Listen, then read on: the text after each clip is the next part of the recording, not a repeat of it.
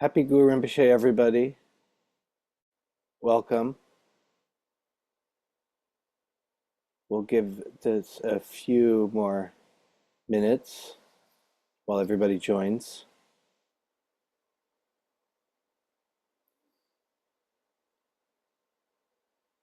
Let's see, let's get started now, actually. So, welcome, everybody. Happy Guru Rinpoche Day. We are delighted to have everybody back once again. For all of you that have been with us since the beginning of this journey last August, we thank you for spending every month with us here, and we're happy to have you back again. And for those of you that are just joining us for the first time, welcome. This is our series following in the footsteps of the Lotus-Born Guru, the life and liberation of Guru Rinpoche. So far, we've journeyed through India and Nepal, and today we turn towards Tibet for Guru Rinpoche's display of vast activity. I am Robbie. I'm joining you today from California in Los Angeles, and I am going to be joined by my wonderful co-hosts, Stefan, Peter, and Noor, who will introduce themselves now. Hello everyone, I'm Stefan, joining you again from Spain, Catalonia, and sharing again parts of the sacred sites along with the others. Happy Guru Rinpoche Day. Hey everyone, happy Guru Rinpoche Day. I'm Peter. I'm joining you today from Hawaii. I'll share stories that unfold at these sites as well. Hello everybody, happy Guru Rinpoche Day. I'm Noor, and I'm joining you today from Bodhanath in Nepal. And I will be primarily sharing stories and quotations from Guru Rinpoche's principal biography, the Pema Kasam. Welcome. Thank you, everybody. So as we do in the beginning of every session, we'll start by generating the proper motivation going into this by remembering the words of awakened masters of the past. By the power and the truth of our gathering here today, may all sentient beings enjoy happiness and the causes of happiness. May they be free from suffering and the causes of suffering, and may they never be separated from the great happiness devoid of suffering. And may they dwell in the great equanimity that is free from attachment and aversion.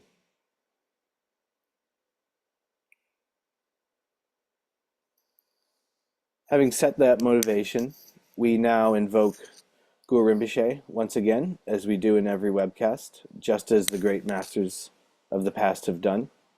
In today's session, we will invoke Guru Rinpoche using the famous Vajraguru mantra chanted by Kyabje Do Drupchen Rinpoche.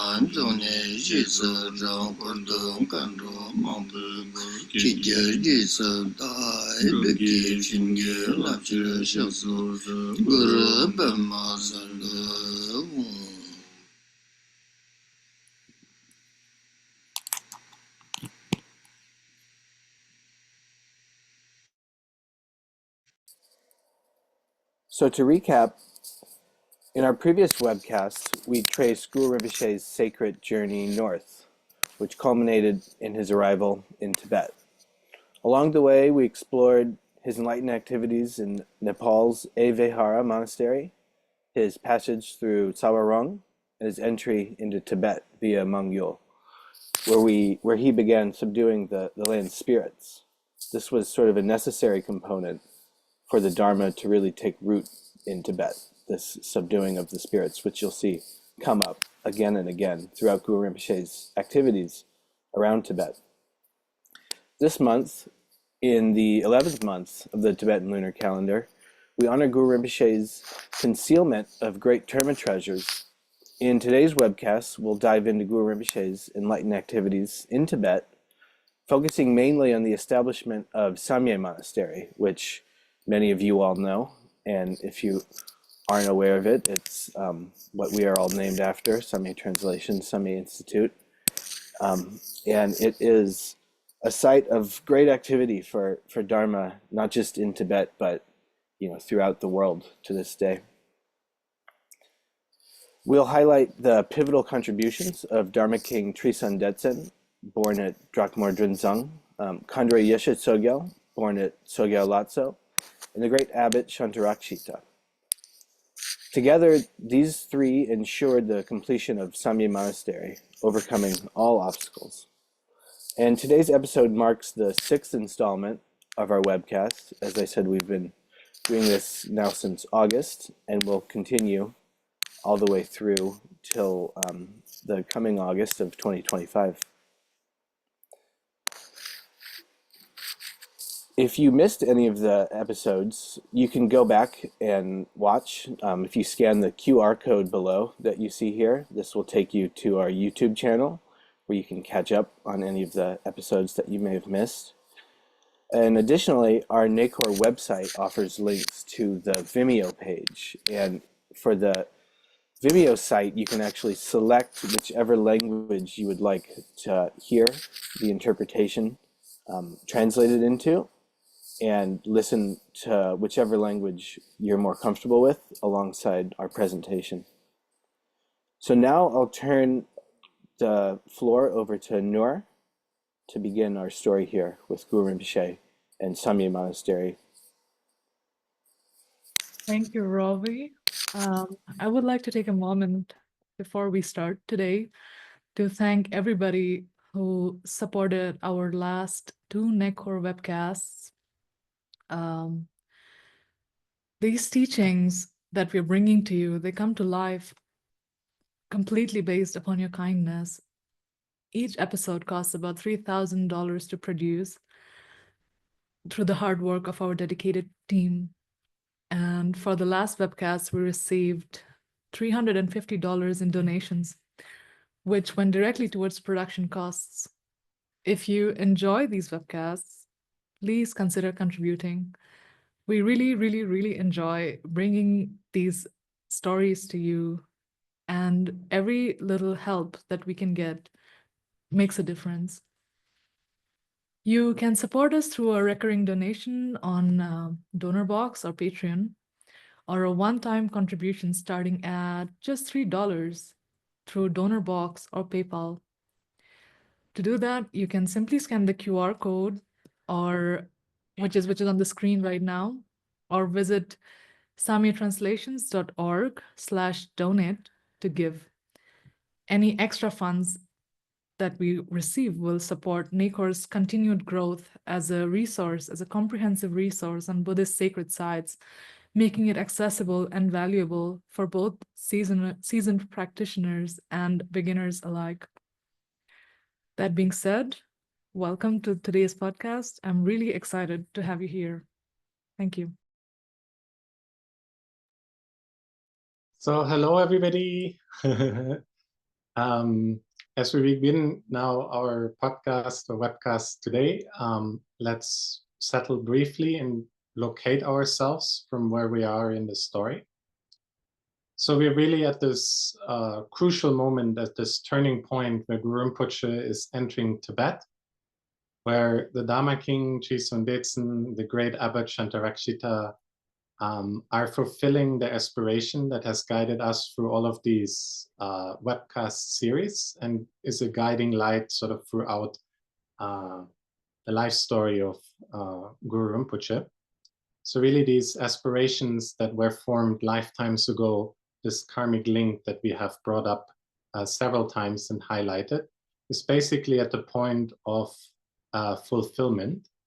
And it's really this point where Dharma King Trisong Detsen and Abbot Shantarakshita, as well as Khandro Yeshe Tsogyal, and a vast sort of retinue or crowd of Tibetan people and the land of Tibet in its entirety are awaiting the arrival of Guru Padmasambhava. And Guru Rinpoche is, as Robbie mentioned, now entering Tibet and subduing the spirits and demons that pose or oppose Guru Rinpoche in the way. And Guru Rinpoche is binding to the Dharma and preparing the land for the arrival of Buddhism. And here we can see that already the sort of forces of the land start to oppose Guru Rinpoche in the threat that they see of the coming of this religion, the coming of Buddhism that will tame the land and transform the entire landscape. And here the spirits very much see that this might be taken from them, so they all rise and try to challenge Guru Rinpoche. But Guru Rinpoche defeats these challenges one by one. And it's actually a very interesting theme here that we will encounter again and again. But it also leads us into the overarching theme of Tibet and the establishment of Buddhism in Tibet. And we can really see that everything before sort of is in some ways also a preparation for the arrival of Buddhism in Tibet. And this is sort of the culmination.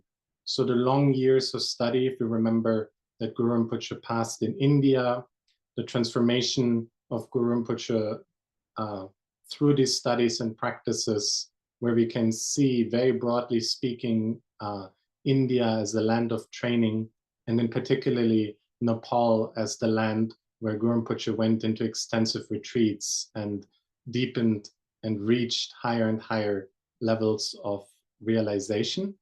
And then with the entrance into Tibet, we can see how now the activity phase of this grand sort of life story begins. And Guru Rinpoche's enlightened activity of establishing the Dharma and ensuring that it lasts for future generations. So if we look at the stories from now on over the next coming webcasts, and actually also if we reflect upon the crucial point that we're currently now in our day and age, where the Dharma is spreading far beyond and entering all the countries in the world in one way or another, we can see that similarly there, in a way, each one of us, but also in a way, the Sangha everywhere faces certain challenges that have to be overcome, that the ground that need to be laid for Buddhism to establish. And I think the Pema Katang shares this very, very beautifully through the life story of Guru Rinpoche and through this great enlightened master that here enters Tibet and lies the foundation of Buddhism in the most beautiful and astonishing way. And in many ways, this can also be a reflection upon our current circumstances as Buddhist practitioner or aspirants to follow the Buddhist path on the coming of Dharma to our land and the foundation that needs to be laid. So as we have pointed out, sort of the first bigger topic is the overcoming of great challenges. And on the one hand, these challenges manifest in the form of evil spirits, but also in the form of, for example, negative forces that take hold of the ministers surrounding Dharma King Trisong Detsen and trying to convince the Dharma King not to allow Buddhism to be established and not to allow Guru Rinpoche to actually enter Tibet. So we can see challenges that arise in many ways that are in the end successfully overcome. But it's also an interesting reflection on our own side, what these challenges might be and what these challenges on a personal level, but on a level also of our country or our region or our town might look like. and how we can sort of work with them and overcome them and trust in the Dharma. So alongside Guru Rinpoche overcoming these obstacles and challenges, we have here a great support that is represented by all the enlightened beings that basically help in this grand unfolding of enlightened activity. Whether these are, for example, the great spiritual consorts, such as Khandro Yeshe Tsogyal, also the teachers, of course, of Guru Rinpoche himself, but also the students that supported this grand endeavor, and each playing sort of their own role and part, and each being important in one way or another to establish this foundation. Yeah? And then very, very importantly here, the first thing that we can see is the necessity to establish a physical support. So this is here Samye Monastery. Samye Monastery is sort of being here the first monastery established in Tibet, and symbolizing sort of the physical home of the Sangha, sort of the sacred environment or the sacred space where in the most intimate way the teacher and the students can meet to transmit the Dharma in an authentic manner, and also on a grand scale. So there's really sort of the home for the Sangha that needs to be built first, to have this physical foundation in place for this meeting to unfold. And secondly, we have the establishment of the enlightened speech, or the transmission of the Buddhist teachings to Tibet. So in the first sense, the transmission means the translation of the scriptures into the native language, into Tibetan. So here we can see how in a vast effort, the many translators, the great skilled translators, underwent immense hardships to travel from Tibet to India and collect these precious teachings, bring them back, and then also translate them.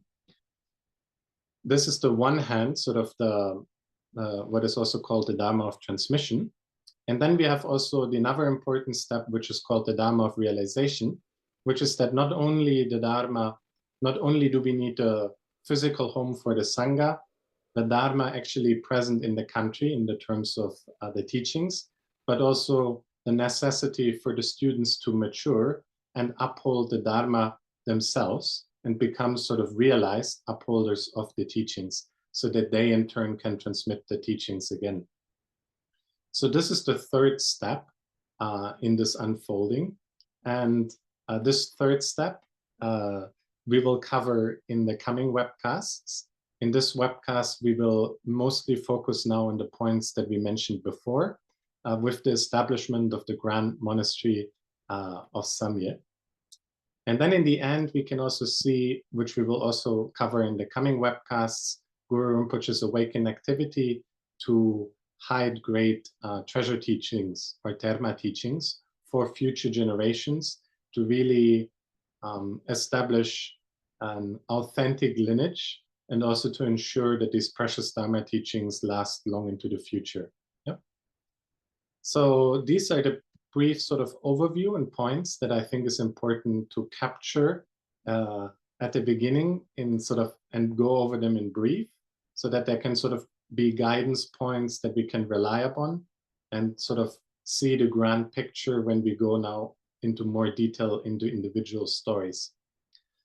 And so the first point that we come to is actually going a little bit back in time, and we're now looking at the great king, the great Dharma King Trisong Detsen. And I will pass you over to Peter, who will share about the birthplace of the great Dharma King Trisong Detsen. Thank you so much, Stefan. So we're actually going to start even before the birth of the king Trisong Detsen, and talk about when Buddhism first entered Tibet, which was during the reign of King Songtsen Gampo, who was actually Tibet's first Dharma king, seen as the embodiment of the Buddha's compassion, or Avalokiteshvara. So it was Songtsen Gampo with his consorts Queen Prakuti of Nepal and Queen Wencheng of China, who brought sacred relics and statues to Tibet, which led to the establishment of Tibet's first Buddhist temples. But there were some initial challenges there.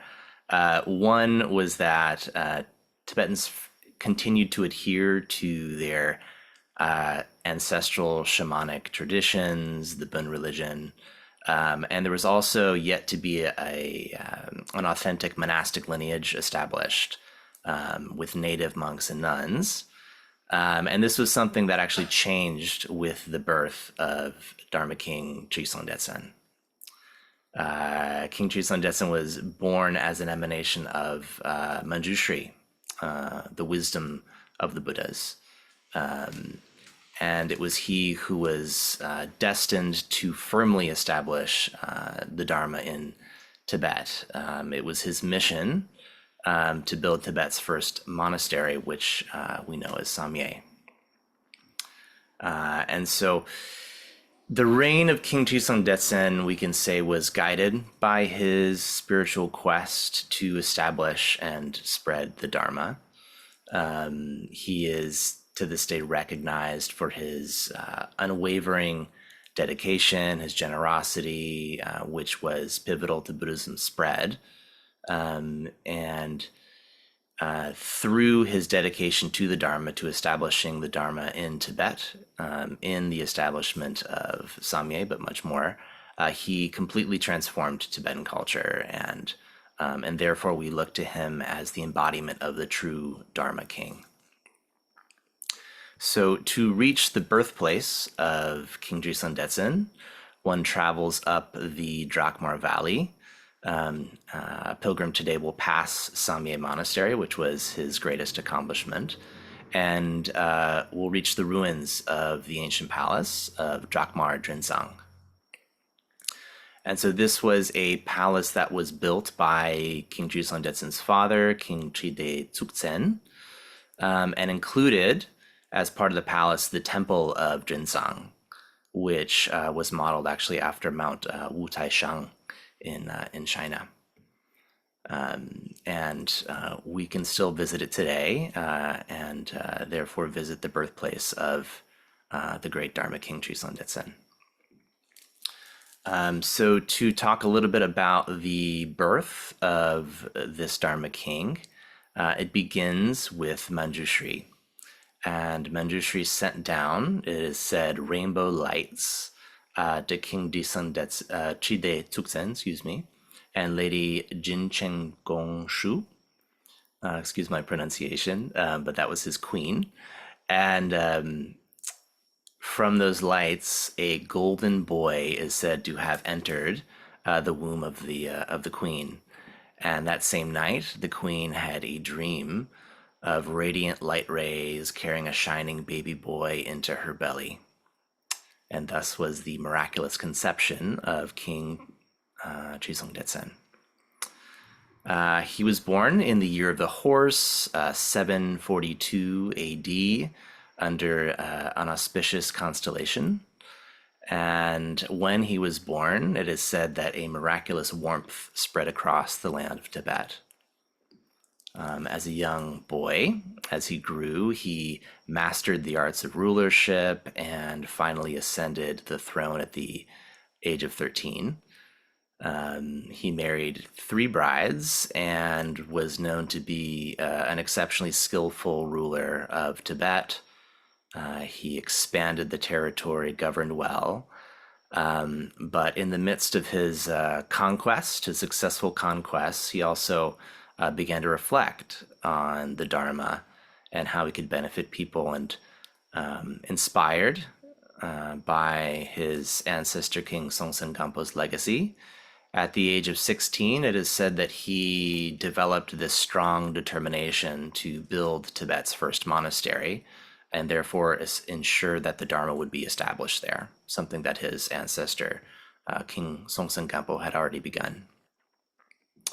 And so it was at that time that he tasked his Chinese astrologer, who was known as Birje, to identify a site for this monastery. And the astrologer came back and said it should be in the Tamarisk Grove, which was also in the same valley of his birth, Drakmar. And yet, as mentioned previously, there was still these kind of shamanic ancestral forces that had yet to be converted to the Dharma, very present in Tibet and in the site, around the site of the construction of this monastery. So the progress of its construction was hindered completely. Every time the workers would build at night, the foundations would be destroyed. So what to do? King Trisong Detsen sent envoys to India, and he sought a spiritual intervention for this issue. And to solve the problem, he invited the Great Abbot Shantarakshita, who was a renowned scholar from Nalanda Monastery, one of India's most famous monasteries. And Shantarakshita came, and there were some initial advancements, some initial progress, and yet these supernatural forces, these spiritual obstacles continued. And so the great abbot advised the king, and this is a story we mentioned in earlier podcasts, in earlier webcasts, that at this point, the abbot relayed a story of their past life together as young boys building the Great Bodhanath Stupa, and recalled the need for a tantric master to dispel these obstacles. And therefore the king, convinced, invited Guru Padmasambhava to Tibet. We remember in our past webcast, there was 3 invitations. On the third, Guru Rinpoche finally crossed the border in Mangyul and began his journey to Tibet, taming obstacles along the way. So that kind of catches us up to the present in our story. For now, let's turn to Noor. She's going to discuss the birth of a wisdom dakini in Tibet around the same time. Thank you, Peter. So, as the Buddha Dharma's foundations were being laid in Tibet, another embodiment of enlightened wisdom took birth in the snowy land. Her name was Khandro Yeshe Tsogyal, or as it translates, Queen of Lake-born Wisdom. She was a supreme wisdom dakini, destined to become the chief disciple and spiritual consort of Guru Padmasambhava. And her spiritual journey is absolutely vital to the unfolding of Dharma in the land of Tibet. Indeed, Khandro Yeshe Tsogyal's profound spiritual relationship with the Mahaguru and her service to his liberating teachings has allowed the Dharma to reach the hearts and minds of all future generations. Guru Rinpoche shared the entirety of the Dharma with her so that she became the foremost holder of his life and legacy, and was appointed the guardian of his most treasured teachings, the Nintik, or the innermost heart essence of the great perfection. She displayed unparalleled devotion to the path and to her personal Guru Padmasambhava, and she is an exemplary of an ideal disciple, and this was what led her to become the first Tibetan to attain awakening in a single lifetime. Wherever Guru Padmasambhava spread the Dharma, any moment that he deemed his treasured teaching ripe for concealment, the wisdom dakini Yeshe Tsogyal was there, constantly enabling this activity to unfold. Her presence, her creative command, was a constant feature that enlivened every step of this grand process of awakening, both for the Tibetan landscape and its people. Thus, they are hailed together as Guru Yabhyam, Guru Padmasambhava, the father, inseparable from his spiritual consort, the mother, Khandro Yeshe Tsogyal, together representing the union and the unity of skillful means and wisdom. Her birth at Tsogyal Lhatso marks the beginning of this extraordinary path, ushering in the dawn of Dharma in the land of snows. So to the west of Drakmar Drinzang, along the northern banks of the great Sangpo River, lies the Drak Valley. This was the ancestral home of the Kharchen clan, and it was here that Khandro Yeshe Tsogyal was born on the 10th day of the monkey month of the bird year. Her birth was accompanied with skies which were completely filled with rainbows above the valley. And she is considered to be an emanation, and an emanation of the goddess of sublime eloquence. Khandro Yeshe Tsogyal was born to Palki Wangchuk, who was the chief of the Kharchen clan, and his fair wife, Khandro Getso of Nup. The lake that had emerged beside the Kharchen castle had swelled to double its size, overflowing its banks. The earth shook, and flowers fell from the sky. And now red and white flowers blossomed around the lake.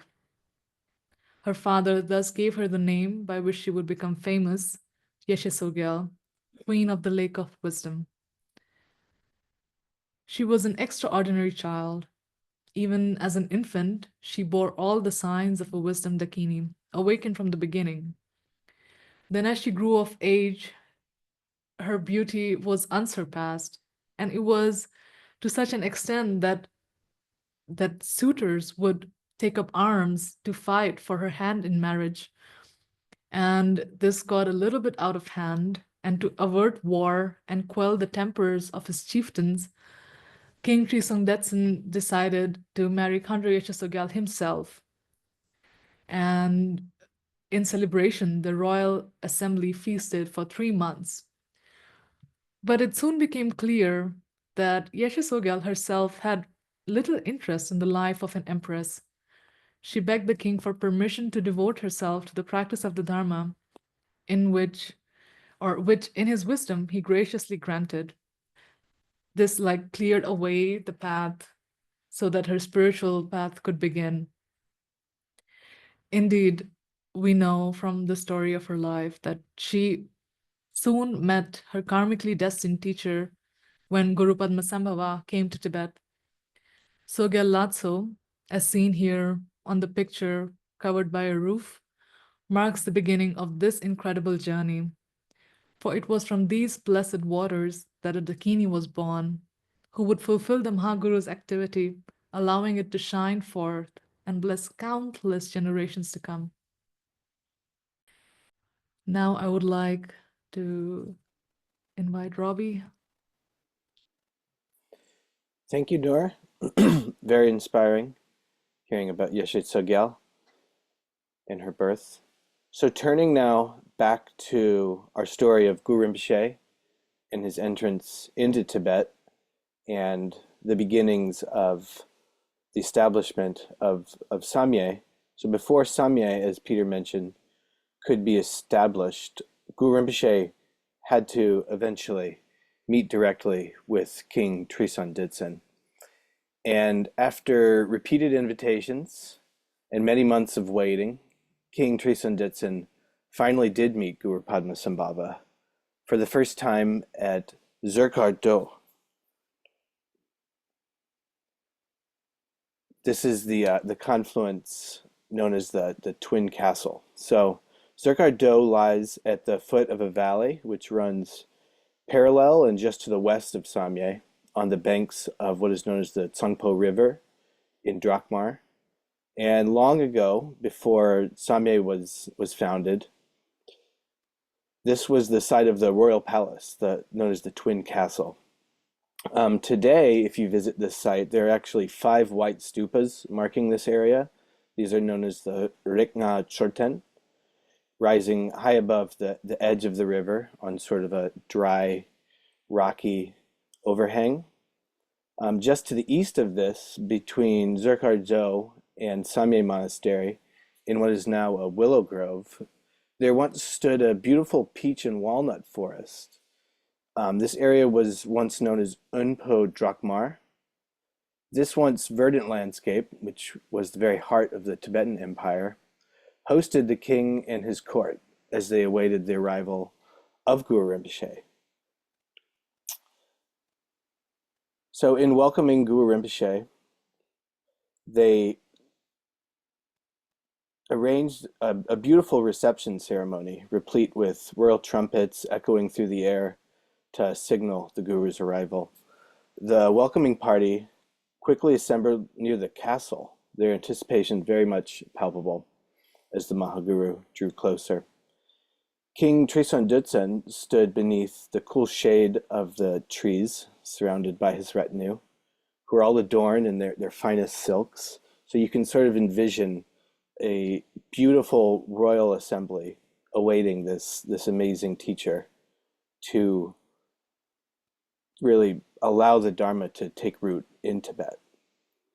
The time had come for their meeting. This was a very, very long-awaited meeting between these two royal representatives, Guru Rinpoche sort of representing the pinnacle of Dharma, and King Trisong Detsen representing the strength and power of the Tibetan Empire. But the question was, who would pay respects to whom? And I think this, so what ensues here is an amazing example of the sort of reverence that the Tibetans hold for Dharma over just worldly authority. So what we see is this royal king and this incredible tantric master sort of looking at each other eye to eye, wondering who would bow to who. And of course, King Trisong Detsen just automatically assumed that, I'm the king, this teacher, while maybe is a wonderful Dharma teacher, will certainly bow to the royal authority of the king. And from Guru Rinpoche's side, it was not something he was going to do, because Guru Rinpoche was aware that this lineage that he's holding is far superior to anything in samsara, anything our sort of worldly endeavors could achieve. And it would actually be a, somewhat of a slap in the face, so to speak, to the Dharma itself, if Guru Rinpoche were to bow to the king. So as Guru Rinpoche awaited the king to pay respects to him, he sort of erupts into this song rebuking the king's pride. And the king is sort of standing there with chest puffed out, just automatically, as I say, assuming that this great master will pay reverence to him by bowing at his feet. And as we hear in the following passage, this is not the case. So Guru Rinpoche, he broke into song to rebuke the king's pride. And he said, I am Padmasambhava, the Buddha, Lotus-Born. I hold pith instructions on the view that overarches all. I have trained in the teachings of the sutras and tantras, and can explain all the vehicles completely, unmixed. I am Padmasambhava, the sacred Dharma Lotus-Born. I hold pith instructions on the conduct that undergirds all. Externally, I possess the ways of a saffron-robed monk, while internally, unsurpassed, I practice the yoga of secret mantra. I am Padmasambhava, the Sangha, Lotus-Born. The Mahaguru continued with his song and finally addressed the king. Now, you are a king of Tibet, a land uncivilized, a king in a land of non-virtue. Your chest is swollen with royal pride, your belly smug with grand dominion. You stand so high and mighty, drunk in your machismo, scepter in hand. I will not prostrate to you, king, and yet our connection made through past aspirations has brought me here, to the heart of Tibet. O great king, have I not come?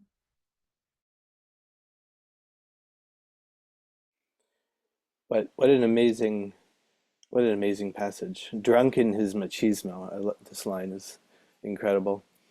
So the king obviously was shocked to hear this. Never before had he experienced such disrespect of his royal authority.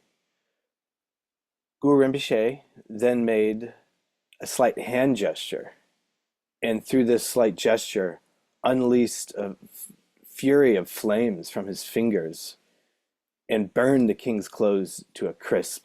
So naturally, upon seeing this incredible display, the king felt immediate remorse in his hesitation to pay homage to the guru.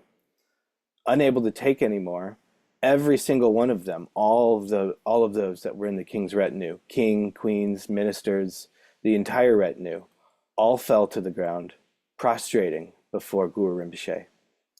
And King Trisong Detsen immediately offered his apologies. The master then commanded to the king, Emperor, listen now to what comes from the lips of this master. In order to repair your broken samaya with awakened form, build 5 wondrous stupas of stone and thus be cleansed. So just as instructed, the king ordered this aforementioned construction of these 5 stupas to be built at Dzukar Do, symbolizing the transformation of the 5 negative emotions. The stupas were carved out of the rock that surrounded the area, and each adorned with a lotus. Upon their completion, Guru Padmasambhava hid sacred termas within each of these stupas. Once Guru Rinpoche's welcoming festivities had concluded, Padmasambhava took residence away from the busyness and distraction of the capital area, and he took residence at the Chimpu Caves, where he spent most of his time in retreat for many, many months, high above the site where the monastery was to be built. With the first day of the autumn moon, however, the time for Guru Padmasambhava's activity had come. The king invited the Mahaguru down to the palace and invited him to take a seat upon the throne of gold. At his side was the Great Abbot Shantarakshita, and both were offered food and drink, along with myriad gifts to please the senses. After offering these and many more, Dharma King Trisong Detsen spoke. Myself, I am chief of the virtueless, lord of the red-faced ones. And the Tibetan people are coarse, hardened by affliction. Tame us, so hard to tame, and establish a support for Dharma. Incarnate Buddha, please bless this ground. Guru Padmasambhava delighted at the king's request, and he replied, O great ruler, protector of the Tibetan realm, your barbarous kingdom is a land of demons, and on my way here, I tamed many terrible spirits. Yet now, to tame Tibetans, worse even than monkeys, the king constructs a temple. How amazing! To initiate the construction of the sacred temple and overcome the malevolent forces obstructing its progress, the Mahaguru then ascended Mount Hepori. And now, Stefan, I would like to invite you to speak a little bit more about Mount Hepori. Thank you. Thank you. So as we can see, the circumstances are all coming together. We had the first meeting of the Mahaguru Padmasambhava with Dharma King Trisong Detsen. We can really imagine how in this first initial meeting, there was this really high anticipation where Dharma King Trisong Detsen, alongside Khandro Yeshe Tsogyal, alongside the Great Abbot Shantarakshita, all received the Mahaguru. And you can really see how sort of this auspicious circumstances that also formed due to each individual's aspirations, but also lifetimes ago, sort of in that moment, all comes to fruition. And sometimes it says also that when the angel, how do you say, when the circumstances are the most auspicious, the demons rise the most. And there's sometimes little variations. And you can also see how these sort of last demons here manifested sort of in the individual person's, maybe in a sense you can say, that still had to burst and be not only on an internal level, but also on an outer level, sort of cleansed and get rid of. So in some ways, you can also say this is what unfolded here. And you can see in many ways sort of the preparation for this auspicious event that is now to come, sort of this most profound and most great accomplishment, which is a Samye Monastery and all the surrounding circumstances sort of one by one being here established. And one of the great tasks, similarly with this sort of destruction of the negative forces that manifested in all sorts of ways, whether maybe in a slight attitude or in outer circumstances, these are now being dispelled. And they're being dispelled by Guru Rinpoche ascending what is called Mount Hepori. And this is a very interesting location, as it's sort of a vantage point above sort of the vast valley, as we will see in one of the next slides. And this is one of the sort of mountains surrounding where Samye was about to being sort of built, or the foundations were already being laid. And from here, you could oversee the entire sort of mandala, and you could, it was sort of the perfect point to subdue all these forces and bless the land for the construction. Yeah? But Mount Hepori was more than just a random mountain in the surroundings. It actually has a long history of smoke offering and worshipping spirits. Yeah? So from the old tradition, from the shamanic traditions within Tibet, you had this tradition of ascending exactly Mount Hepori and worshipping the spirits there. So you can see actually a connection that goes far into the back and into the past. Yeah. And the other thing here is that Guru Rinpoche at this occasion, actually, which is also very relevant and significant for many practitioners even nowadays, is that this is also the point where the tradition of making a sang offering, or in more easy terms, sort of the cleansing smoke offering comes from.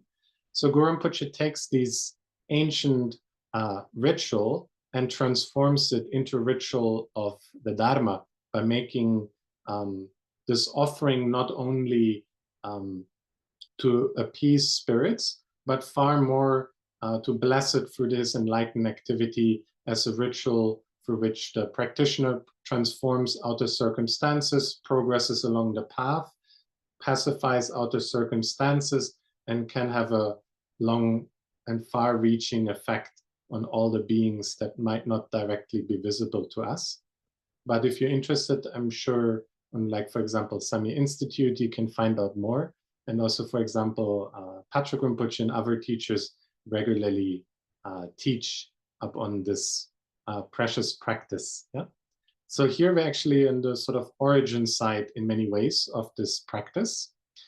But on the other hand, Guru Rinpoche did more than just transforming this ritual.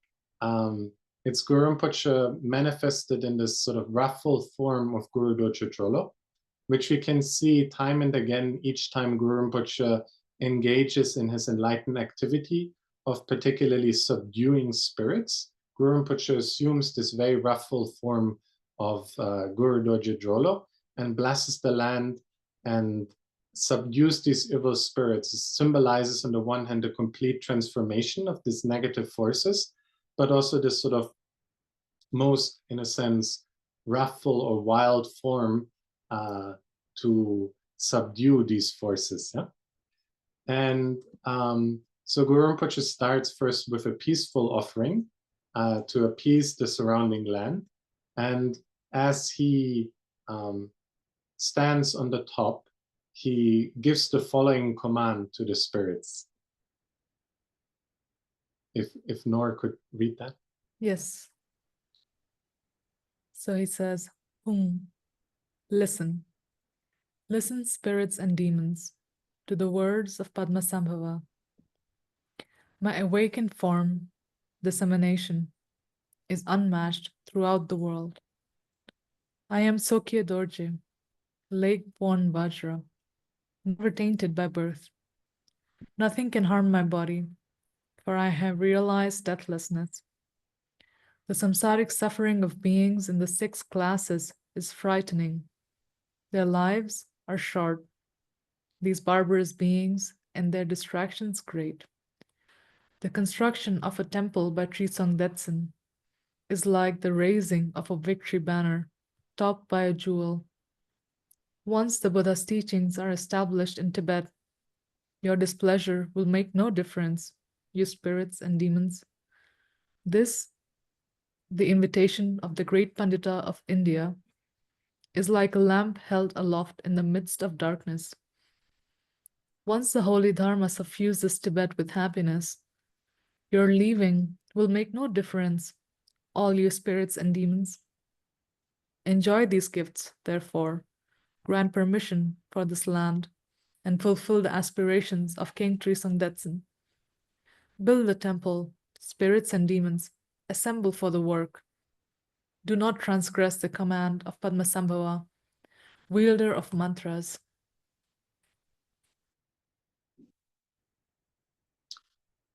So this was the word spoken very poetically here by Guru Rinpoche as he stood on the top of Mount Hepori. And as we see not only here, but also in the previous sort of dialogues, exchanges in the Pema Katang, it's always a highly poetic language. It's very, very beautifully captured, sorry. And you can see almost basically in all of these statements, in all of those lines, there are also lines that can invoke or inspire us to reflect, because more than just capturing sort of a dialogue, sometimes we might think, myself included, of course, here, this is just an exchange, but as you sort of hear these words and as we reflect upon them again, we can really see how there are many times they constantly invoke the truth of the Dharma and the teachings, and we can really see how each individual line, almost every word, captures some teachings from the Dharma. And we can see here how each of those instructions by Guru Padmasambhava and the dialogues or the obstacles that individuals face or challenges are sort of also something that can help us to reflect upon our own state, and it can also help us to deepen an understanding of the Dharma. So we can always read or listen to these quotes with this in mind. So in this moment, Guru Rinpoche, having spoken these words, flies into the air and performs a Vajra dance in mid-air in this form of Guru Dojo Jolo. And it's now this sort of wrathful subjugation of all sort of the spiritual world, the spiritual domain, whether visible or not, and at the same time, a blessing of the land. Yeah, you can also see this nowadays, for example, then reflected within, for example, the sadhana practice, where you expel the obstructors to consecrate the sacred space. Yeah, and as Guru Rinpoche sort of now blesses the land and dispels all these obstructors that also then start to transform and listen to this command, this is really where the land and the sacred space is established. And this is really sort of a significant shift and moment that is occurring right now. That is actually that we have it here captured also in these pictures from a precious mural depicting actually the Pema Katang. And previously we saw also the mural that when Robbie gave the explanation in the meeting of Guru Rinpoche and the Dharma King. This is now in the left upper corner, currently not so visible, but I hope you noticed it. And then here we can see, for example, Guru Rinpoche flying in the air, a little bit below the stupas in the left upper side, where he's performing this Vajra dance in mid-air. And then below you can see how the construction then of the Samye Monastery begins. So here the foundations are being laid, And you can see both humans and non-humans working side by side.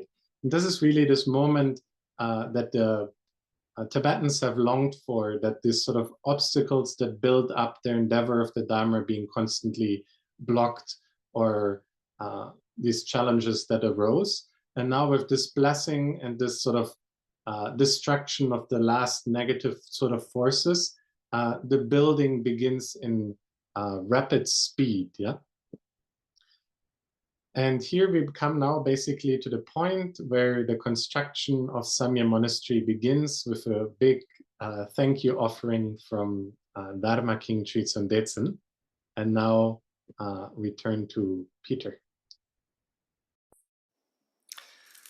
Thank you, Stefan. So at this point, King Trisong Detsen is overwhelmed by the kindness that Guru Rinpoche is showing to him and to the Tibetan people. Guru Rinpoche had accepted his invitation to come build Samye Monastery, had bound spirits, and was blessing the land. And in recognition of this kindness and this incredible opportunity to receive authentic transmission, King Trisong Detsen invited Guru Rinpoche to his palace one day. And there, in front of the entire assembly, offered his entire kingdom to Guru Padmasambhava, making use of a golden mandala, which symbolized the entire universe. So not only the kingdom, but the entire universe is offered by the king, the Dharma King, to Guru Rinpoche. And it was at this time that the king formally requested Guru Rinpoche to be the principal guide of Tibet and to help establish Samye Monastery. The king recited at this time a very famous verse of offering that we still recite to this day when we request a Buddhist master to teach the Dharma. The ground is purified with scented water and strewn with flowers. It is adorned with Sumeru, king of mountains, and the 4 quarters of the universe, and the sun and moon. Thinking of it as a blessed Buddha field, I offer it. By the virtue of this offering, may all beings here and now attain the happiness of that pure land. So along with this beautiful verse of offering the entire kingdom, the universe, represented by this golden mandala, the king was also well aware that one of his queens, Queen Yeshe Tsogyal, was absolutely devoted to the Dharma. And so at that moment also offered her. He released her from all of her worldly obligations and gave her to Guru Rinpoche as a disciple, to be now a full Dharma student, let's say, of Guru Rinpoche. And Guru Rinpoche, on his part, accepted joyfully Guru Rinpoche as her teacher, as a student, and could see at that moment that she would be an incredible force for benefiting the Tibetan people and the Dharma. And so at that point, Yeshe Tsogyal left the royal court and was now firmly at the side of her teacher, Guru Rinpoche. So with this all in place, the kingdom offered Guru Rinpoche now at Samye. Progress was swift. So under Guru Rinpoche's command, the spirits who had once been obstacles now helped with the construction, while humans built during the day, the spirits built at night, as they say. And Nora's got a quote for us there. So it says in the Tamakatang, 60,000 workers prepared the clay bricks, and once courses were laid and the work got harder, the ministers called on the spirits and demons to take up the task. Thus, Brahma and Indra became bricklayers too. and the 4 great kings became supervisors. All the spirits and demons, male and female, chattered together as they laid the bricks. Compared to what flesh-bound humans built by the day, the spirits and demons, all 8 classes, built even more by night. So now the spirits were under the guru's firm control. They were assisting with the construction, and at the same time, resources were flowing in for the construction, and the entire site was therefore supported and protected by Guru Rinpoche's presence. The progress was rapid, and the construction of Samye Monastery was completed in the Fire Horse year, or 766, making 5 whole years for the construction of Samye Monastery. The title given for this monastery, the long title, translated Glorious Samye, the inconceivable, spontaneously accomplished temple, was thus Tibet's first Buddhist monastery. Now, at the end of this same year, the Fire Horse year, Guru Padmasambhava and the Abbot Shantarakshita consecrated Samye. And as part of this, they performed various rituals. They scattered the flowers of auspiciousness. And then in the following year, Guru Rinpoche opened the Vajradhatu Mandala at the eastern door of Samye's 3 styled temples, so the main temple at the center of this image here. And he performed 7 days of practice. And it was at that time that Guru Rinpoche bestowed empowerment upon King Trisong Detsen and blessed Samye in a most extraordinary way. So it is said in the Pema Kathang that Guru Padma went through the flowers of consecration. And as the flowers were falling on the 3-styled temple, the statues within started to leave through the eastern door, holding their implements aloft and waving them about. The king wondered whether they shouldn't be put back, but the statues made 3 rounds of the temple and stupas and once again returned to their places within. Such was the incredible power of Guru Rinpoche's blessing.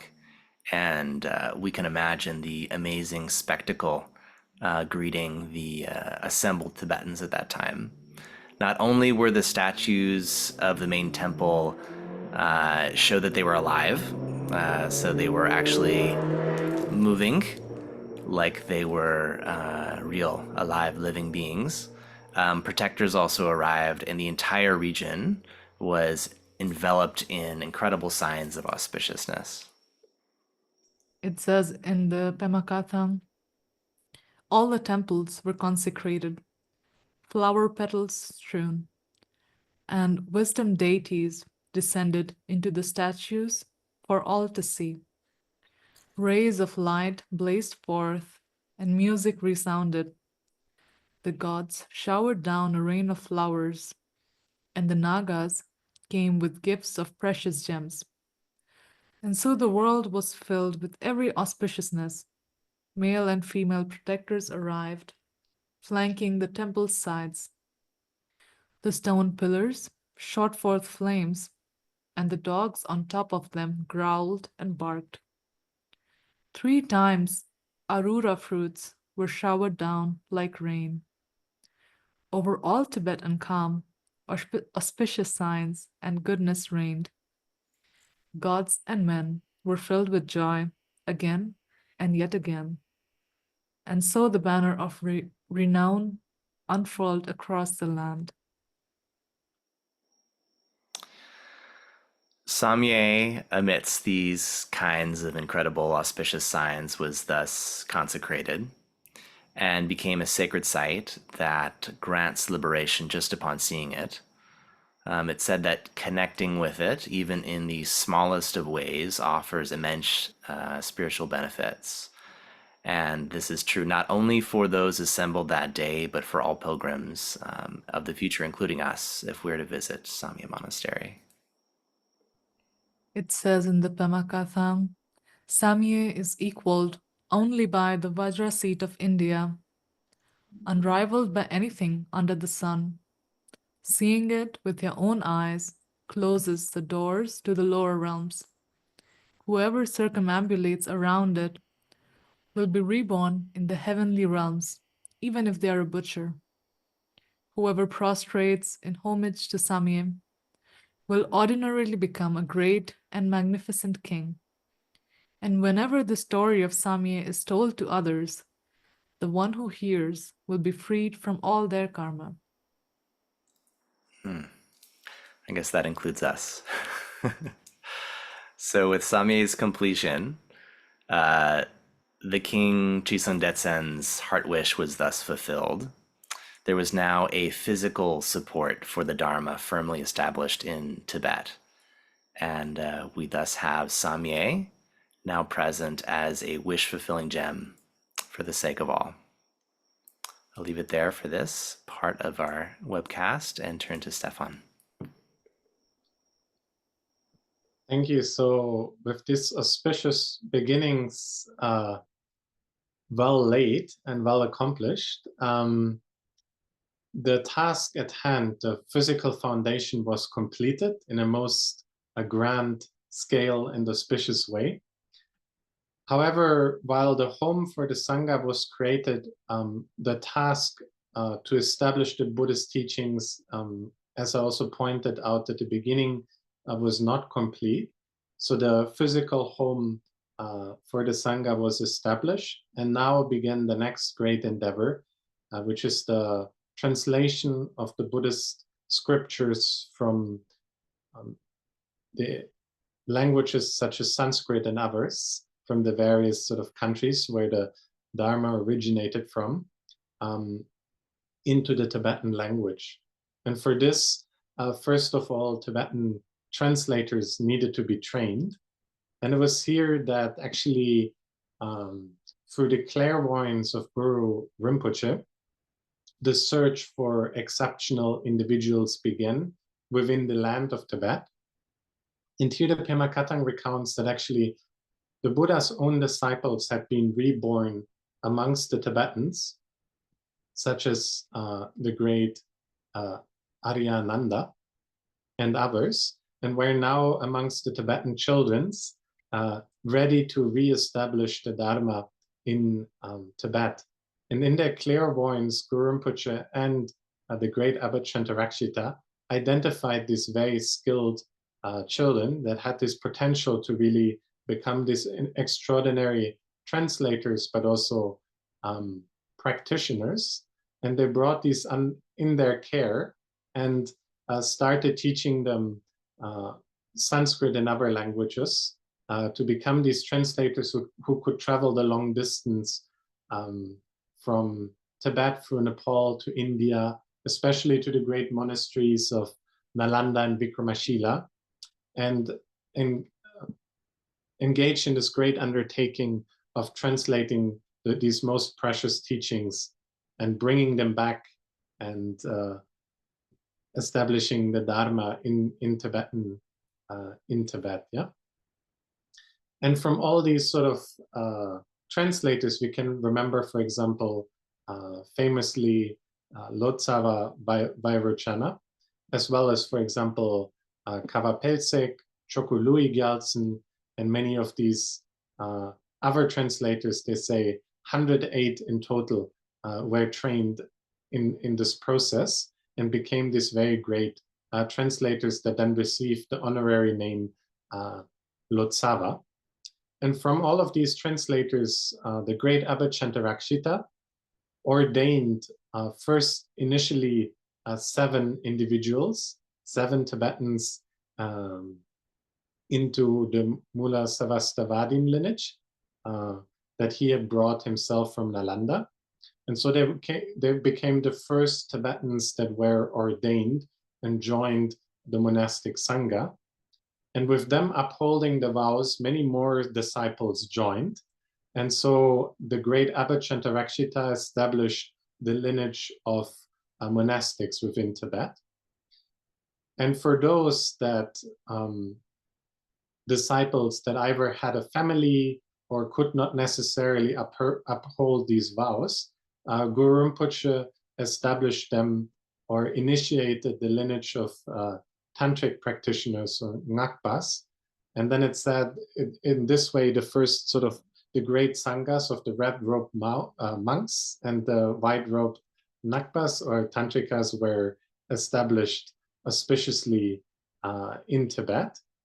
And with this, these disciples received sort of their initiation or entrance into the Buddha Dharma.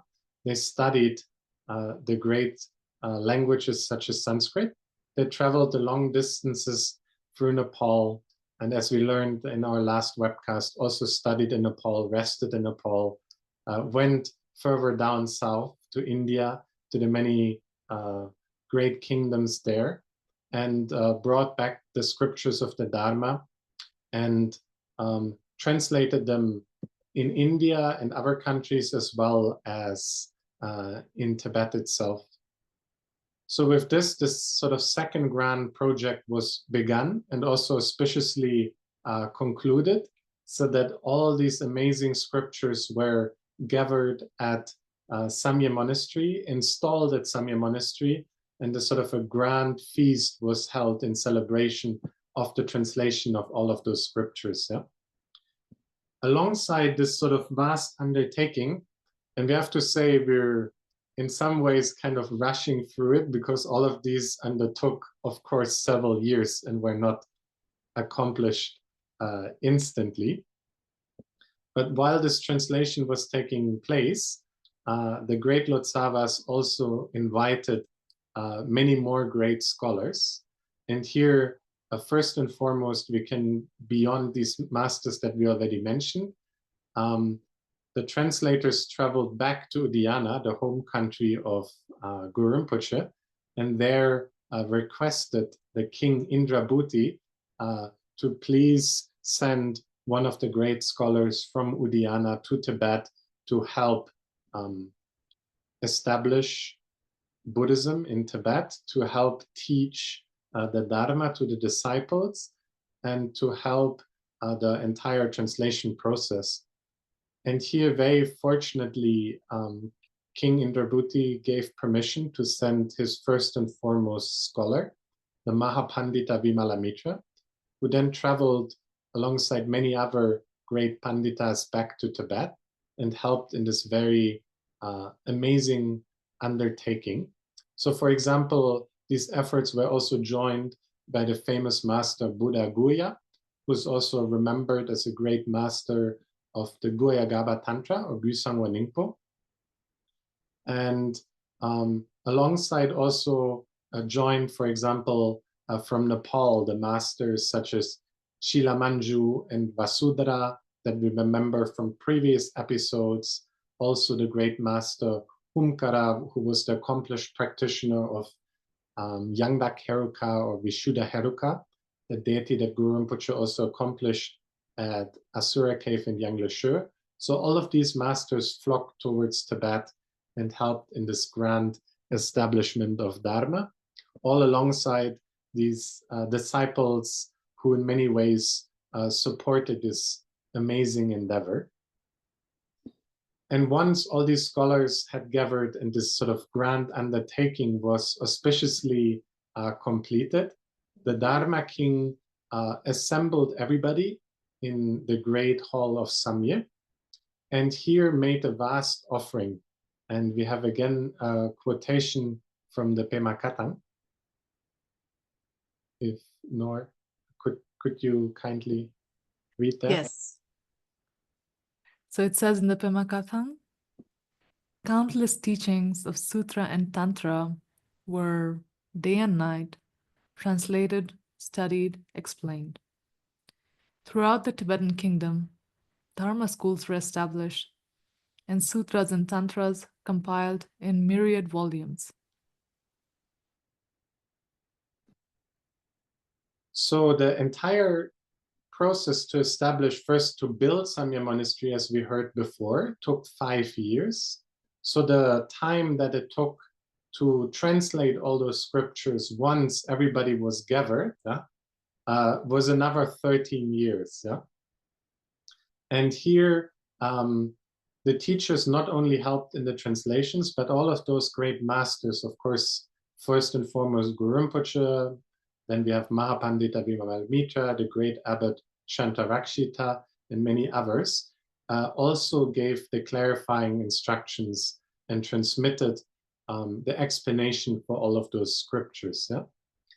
And once these texts were translated and gathered, they were installed in the middle temple at Samye Monastery on the middle story.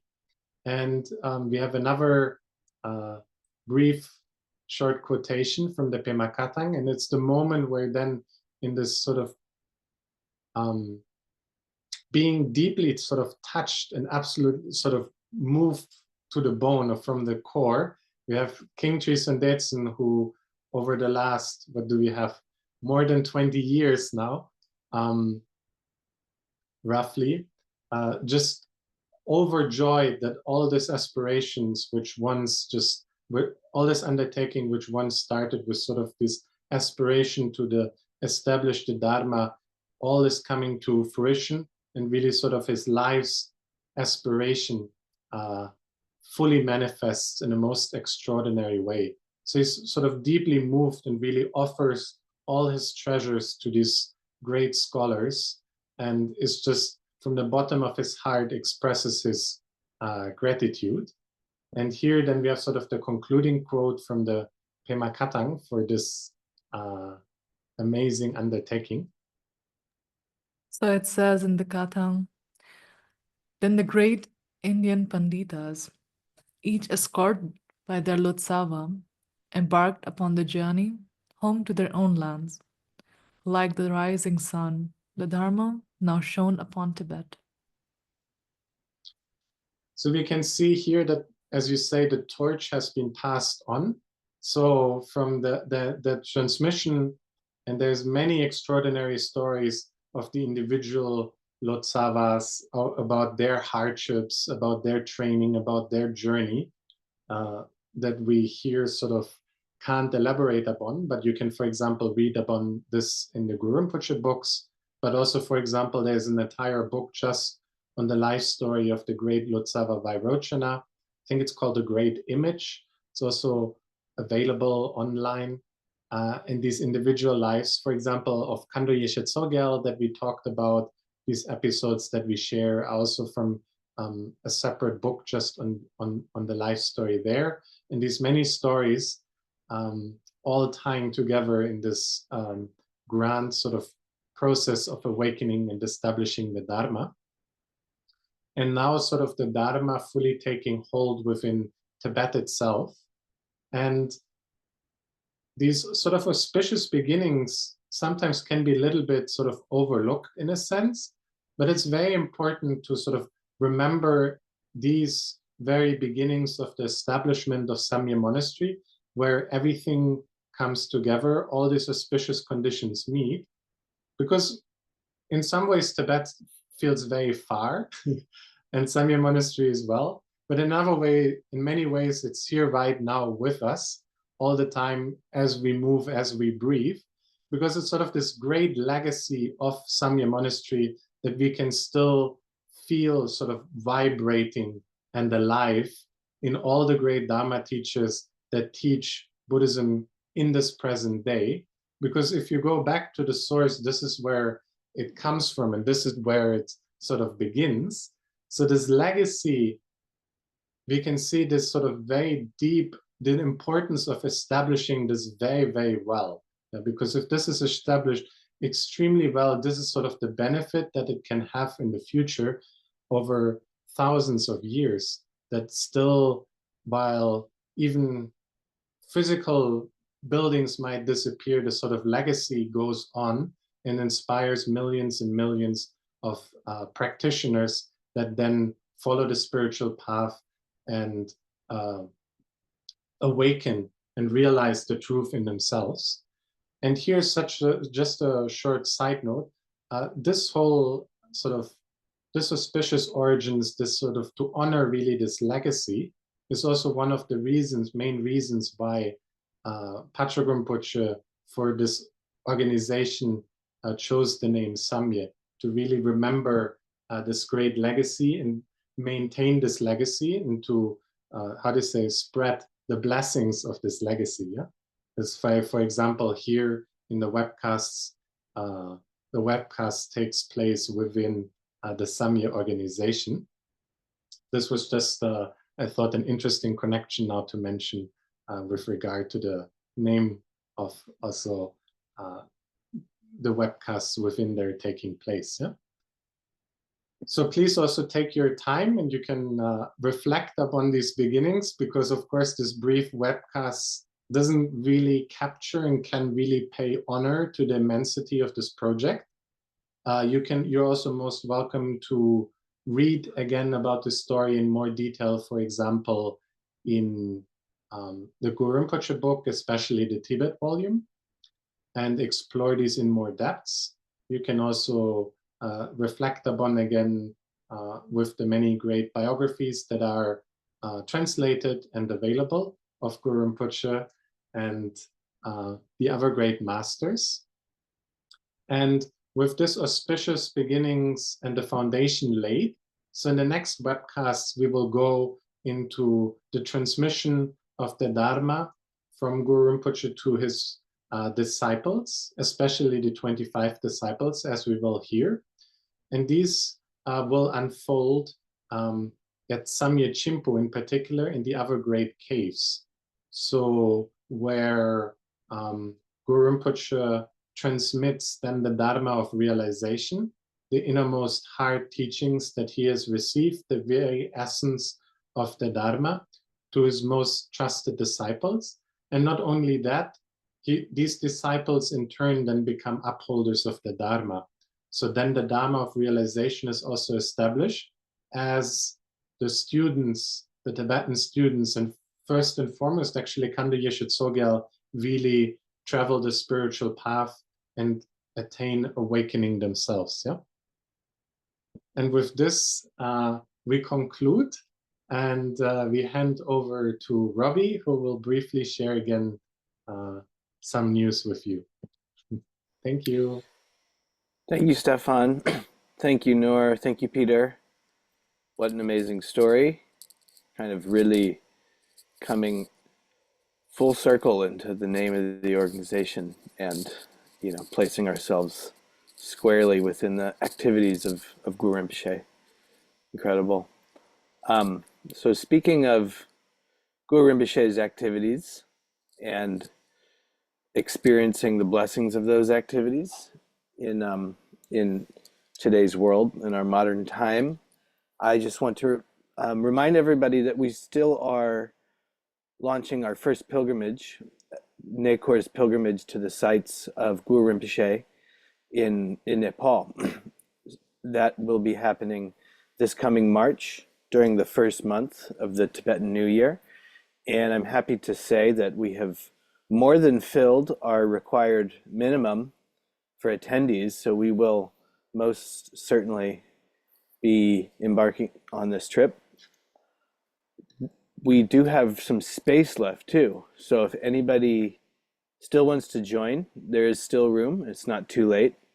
There are a few spots left, but if you are interested to join, I encourage you to register rather soon to make sure that you're able to get one of the remaining spots left for the trip. If you do wish to register, you'll see this QR code that's on the screen now. You can scan that, and that'll bring you to a link where you can put all your information, and we will get back to you shortly if you do register with more information on travel and arrangements in Nepal. If anybody has any questions about that, just email info@samyetranslations.org. I have been monitoring that email account and hopefully have been able to address all of your questions. But I will continue monitoring that account, and if you guys wish to, again, to join the pilgrimage, please do so, and I'll be happy to share any additional information and answer any questions you might have. The other piece of information we wanted to share is regarding the Guru Rinpoche books. As many of you know, we have re-released the Following in the Footsteps series for Nepal and India. These were out of circulation for some time, but if you do wish to order a copy of either Nepal, India, or Tibet, you can do so. The India and Nepal volumes are available for a limited time while we are doing this webcast, so they will remain available until August of 2025. So if you wish to purchase a copy, the books are available on Amazon. And lastly, I want to sort of open the floor to any questions. So far, I'm not seeing any questions in the chat, but if you do have any questions, now is the time.